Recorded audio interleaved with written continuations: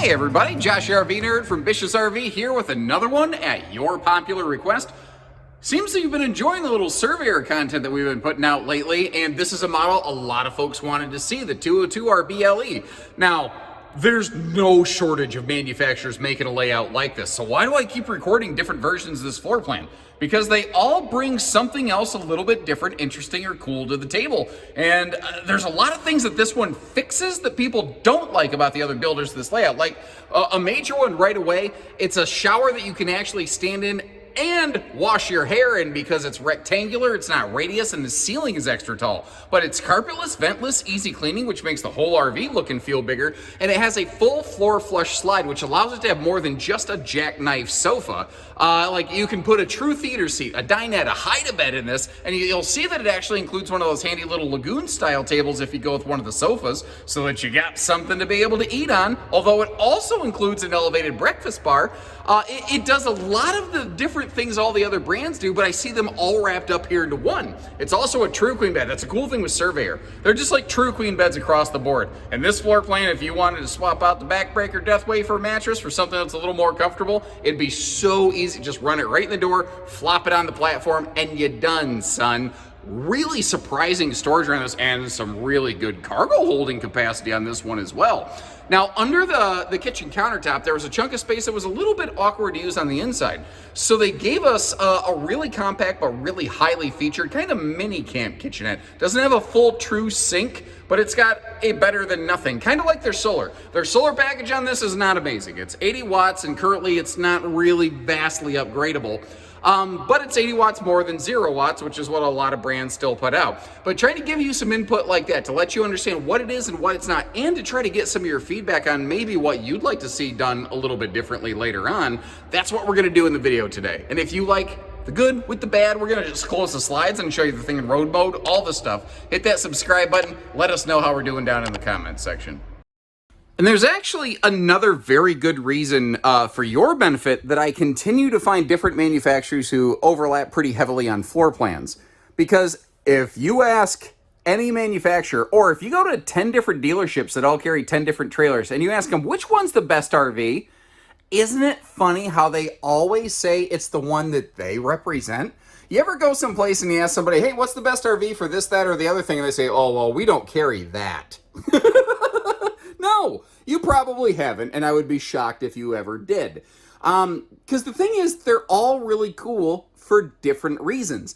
And when you find one floor plan that tons of manufacturers all do, you get to really see their true DNA and makeup apart from just a floor plan, you know? So first of all, right up top, you've got a larger, more powerful 15,000 BTU air conditioner standard on these. Now, a lot of brands have done that, but a lot of brands still have not. You've also got a 6'9" ceiling that, along with the LED accent lighting over the slide, which I love that it's not Obi-Wan Kenobi lightsaber blue light, and the carpetless floor flush slide over here and ventless flooring.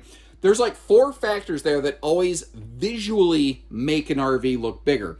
Now today we're actually looking at a trifold sleeper sofa, but you can get this with a 2-bench dinette that folds down into a sleeper. You can get it with a theater seat. And whether you get the hide-a-bed or the theater seat, take a look at this. It includes this little handy lagoon table that you can flip in, out, and around and all over the different place right here. Although the assault pillow was something I wasn't necessarily bargaining for. Thankfully, it was just a pillow, and they didn't try to load anything into it. Not too awful bad. Now, again, you can get theater or hide-a-bed. They both come with a lagoon table, or, again, dinette by default. If I was just going to ask for one more detail on this, these little side stands that come with either of the sofas, I wish they had some kind of like household and or USB outlets on the face of them. Just a little phone charger shelf would really just, chef's kiss, take it right over the top. Now, most of the windows open for airflow. The big panoramic window overlooking the sofa does not. Some people think it looks nice having a big, wide open, unobstructed view. Some people prefer max airflow windows. I think there's enough airflow windows in this, but I don't think more airflow windows are ever the wrong choice. So I'm kind of open to your thoughts and your opinion on that. Now, this is a 60 by 80 true queen bed. And like I said, if you want to swap the mattress out, being able to walk right around the kitchen and just slide one right in, any true queen size bed, residential bed sizing right there is going to fit. How's the factory bed, you ask?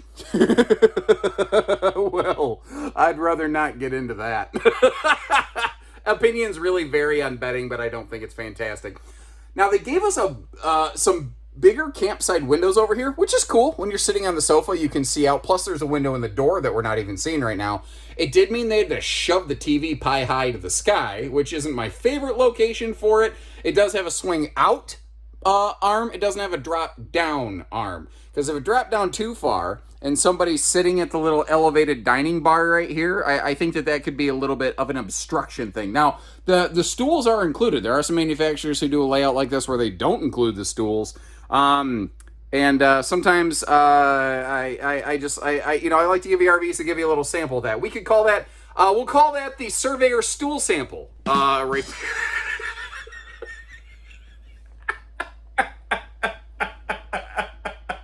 I'm sorry.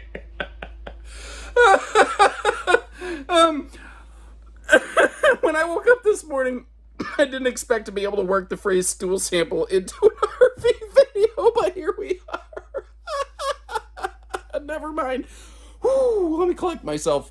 Down below here, central vacuum system. It does include the big hoses to be able to vacuum around all the different corners. But if you just want to broom stuff up, there's also this little, I call it the electric dustpan, little toe kick right there. Now, again, you'll notice all the heat vents come off the side of the RV. And something they do fantastically well here. Take a look at this down here. Easy lift storage and like double drawers all the way around the two hanging cabinets. Full storage overhead. And notice how their overhead cabinet doors actually flip open for storage, which I think is really, really nice. There's also something else they really do nicely around this bed. I think they've got one of the best storage setups around the bed out there, rivaling and maybe arguably eclipsing what Grand Design Imagine does around the bed, because they also include not just little pockets, but these big cutaways, the two shelves. And if I do the Luke knee walker crawl across the bed maneuver and get over here, you'll see that it actually has additional hidden contraband storage with extra power outlets down there. Now, normally there'd be a plastic grommet to go into that. I must have knocked it off at some point trying to prepare some footage. I don't know, because they are included with the camper. Now, let me back up a little bit here. Giving us a look around, it is actually really cool and really surprising, for no bigger than this RV is, how much kitchen prep space and storage it has. That is something there's just something in the magic about this kind of layout where it just provides a huge amount of capacity for things. Now, if you noticed when we were sitting on the sofa, I don't know if you're catching this, you see some power outlets down there.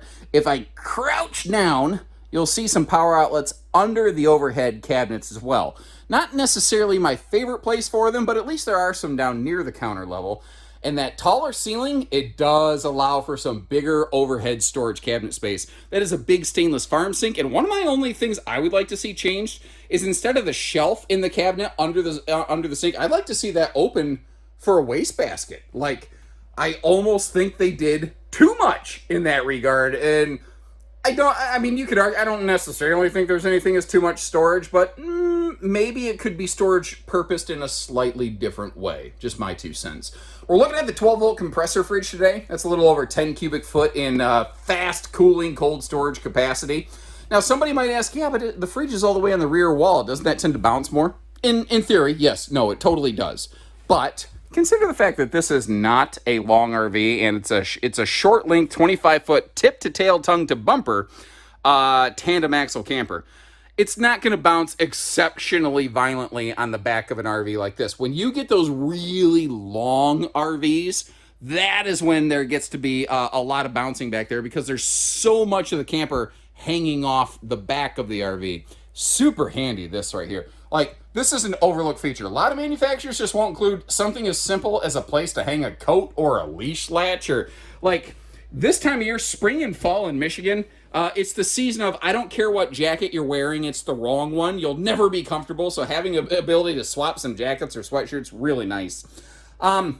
It's a little tight around the toilet. I like that it's porcelain, but like the toilet paper holder was trying to hit me in the funny bone. I wasn't a super big fan of that. Not a ton of countertop space, but enough. And the switches below the sink there, that's where you can activate like your water pump, your holding tank heaters, all those kind of things. You see some linen storage over here on the left. I'm not a big fan of open face storage, but I've been told by multiple owners, as long as it's nothing more than just like some towels in there, the stuff tends to work pretty well. It tends to hold itself in place. I like to show you the, the ins and the outs, let you see what kind of bath fan it has there. And this is a neat little detail. I remember Rockwood used to do this, and they kind of don't. Their medicine cabinet has an extra large mirror and just a little toothbrush holder. Sometimes it doesn't have to be incredible. It just has to be functional, little things like that I appreciate. Now this is kind of a shove. It does technically, pardon my dirty footprints, it does have a little bit of a shower pan, but not too big for the most, tub. It's mostly just a shower pan. But with this thing being 6'9" inside, there's some really great headroom in there where I can actually stand very nicely, very comfortable in that shower. Now I like this layout, but I've seen RVs like this before. And when you have a big peninsula countertop like this and like that acre of counter space that we're looking at, and then you close the slide, sometimes it can be a bit of a problem. Let's see how this one does. Yeah, I've seen this in a few other Surveyors. It comes up awfully close. Now, here's the thing. If you're really careful, you could probably tiptoe around that slide because there is some room right here. But technically speaking, the inside edge of this slide out is not supported. That's really one of the reasons in the towable RV industry, nobody can really tell you if you can or can't sit in the slide while it's retracted. You really shouldn't. But if you just nudge it, and it's a rack and pinion slide, so if you partially do this, just so that like if you want to just be able to get through, and like let's say you want to pack up your cabinets or something like that, you can. But you don't want to leave the slide partially cracked like this because the slide's not fully sealed when you do that. So really, you want the slide all the way in or all the way out. You don't really want it between. And you know what? I'm going to go ahead and run this thing all the way out because I don't know if I do that on camera a lot. And I think it's actually really crazy. It's like a 3-foot deep slide, but it feels so much bigger than that once you get this sucker all the way open, doesn't it? It's just really kind of wild like that. And if you like seeing the slides open and closed and everything in between, make sure you hit that subscribe button and let us know, what else you'd like to see on video, and I'll do my best to include it because people like you continue to drive this channel. All right, so for towing and going, that's one of the other nice things on this. It's like 25-foot one. It's a 25-foot camper with a just over 5,000 pound dry weight. And I think we're less than 8,000 pounds, assuming full max loaded cargo. A lot of bigger SUVs and half tons, you're going to find this one a good fit. I don't recommend it for like a mid-size pickup, like the Ford Ranger or something like that. Might be a little bit too much there, but for a lot of the common vehicles out there, it's going to be a good fit. Now, cool thing is anywhere you see fiberglass, you're going to find Azdel under the skin, assuming you dissected the sucker, which I wouldn't recommend, obviously. Even behind that fiberglass radius nose, there's actually Azdel laminated to the back of that, which very few manufacturers do. I'm not consciously aware of a lot of other instances in which I've seen that. We've also got a pretty nicely sized diamond plate stone guard on the front.